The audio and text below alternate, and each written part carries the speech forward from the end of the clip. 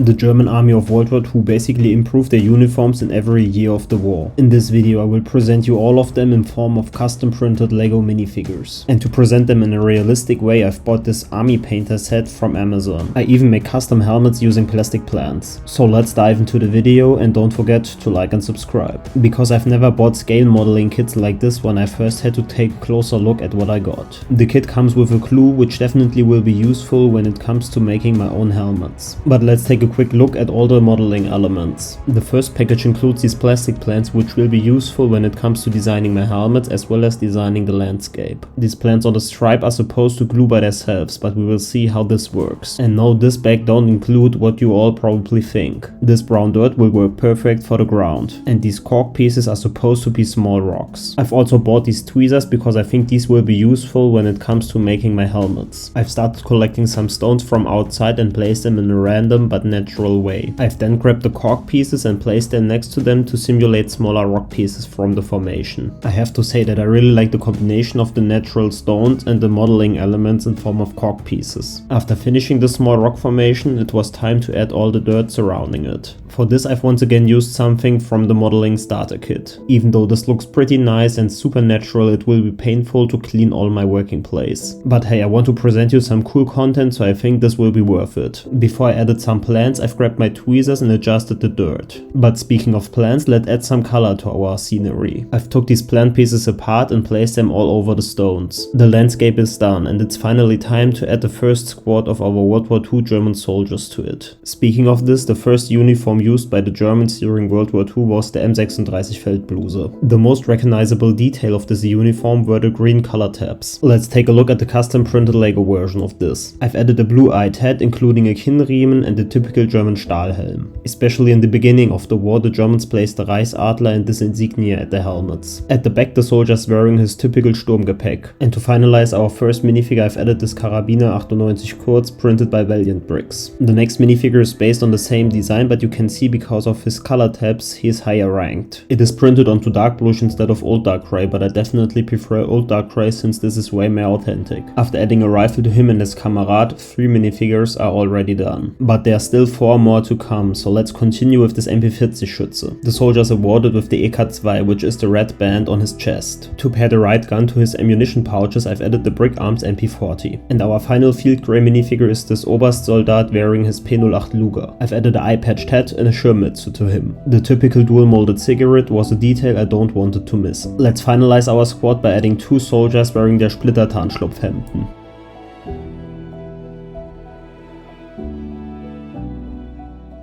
And here's a group picture of our squad in France 1940. Speaking of 1940, let's continue with the M40 uniform. Once again, the most recognizable difference is the grey instead of green color tab. You can clearly see that this print is supposed to look like the M40 Feldbluse. Next, I want to design my own custom-made helmets. I've grabbed these plastic plants with my tweezers and wanted to attach them at my Brick Arms Stahlhelm. But as you can see, the glue on these doesn't work too good. But this isn't too big of a problem because the kit came with an extra glue, and as you can see, now everything works fine. I've attached a second and even a third one of these plant pieces onto my helmet, and the first one was done. And here's how it looks on a minifigure. This isn't something from my imagination, it was typical for Germans to place plants onto their helmets. Let's continue with our squad by adding an STG 44, also known as Sturmgewehr 44 Schützen, wearing the Sumpftarnschlupfhemd.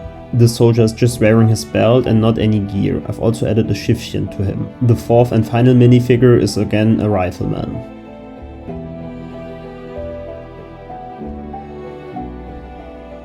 This picture was taken on June 5th, one day before the light invasion in Normandy. The M41 uniform was basically the same like the M40, but it had 6 instead of 5 buttons. Our lieutenant is awarded with an Eastern Front medal as well as an EK2. He is wounded in his face and is wearing a ripped netted helmet. At his back he is wearing a Brotbeutel, Zeltplan and a Feldflasche. Our next soldier doesn't wearing any gear, but I've made a second camouflaged helmet for him. This heavily armed 2. MG Schütze is geared out with an ammunition belt as well as a Stielhandgranate and Karte 90 pouches. I've also added a wired helmet to him. Beside the typical gear you can find a spare barrel for the MG at his back. As usual, the soldier is armed with a Karabiner 98. Speaking of this weapon, he is a regular Lancer wearing a scarf. He is also wounded in his face. Our erste MG-Schütze is wearing a Splittertarnschlupfhemd and a matching helmet. Beside the extra barrel, he is also wearing a cleaning kit at his back for the M44. Here's another Lancer I will add to the squad. And to take care of all the wounded soldiers, of course, we need a medic, which is also known as Sanitäter in German. As Russian snipers were looking for German medics, he is not wearing the matching helmet.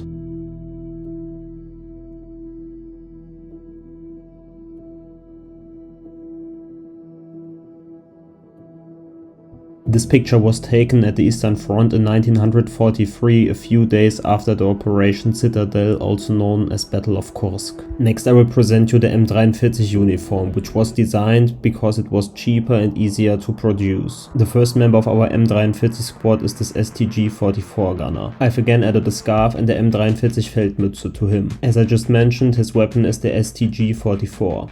Beside him, I've once again prepared a regular Lancer. As these minifigures are quite old, they doesn't even have side printing on their torsos. But I'm still a huge fan of these classic designs. Here's a way more modern design for comparison. Which version do you like more? Feel free to comment down below. As usual, I add a rifle to him. This minifigure is the same as before, but again printed onto old dark grey instead of dark bluish grey. The M43 uniform is probably my favorite one, as I'm a huge fan of the clean look. Our squad leader is armed with the well-known MP40. But this time I've added the MP40 with stock to him. This uniform is an M44 instead of M43 uniform, but since it's the only one I have, I've decided to add it to the rest of the M43s. The soldier is armed with the unique Gewehr 43, which was the first German semi-automatic rifle. This picture was taken in the outskirts of Cologne in 1944. That's it for all German uniforms, but I have a bonus for you all. I've grabbed a suspicious package and created a winter landscape. Once again, this will be an absolute nightmare to clean, but hey, the end result will be worth it. The first winter parka is a classic K98 layout. I've added grey hands, which work as gloves, and a grey balaclava. The second minifigure is geared out with the STG-44 pouches and the matching helmet. Of course, our squad needs an officer, and I've also added once again this Schirmmütze. A nice additional detail is the bayonet, which all minifigures have at their left leg. And that's it for all the minifigures who are wearing the white parkas, but I even have more minifigures to present to you. I've prepared two wearable parkas, but before I can install them, I have to remove the arms from the minifigures. This version will be completely closed, so you won't even see anything of the printed body. Once I strapped the parka around the minifigure, it was time to attach the arms back again. I've added a black scarf as well as a white balaclava hat, and the minifigure is already done. Let's add the sniper rifle, which is also known as Karte 90 Jäger, to the minifigure. As you can see, this also comes with a nice snow camouflage.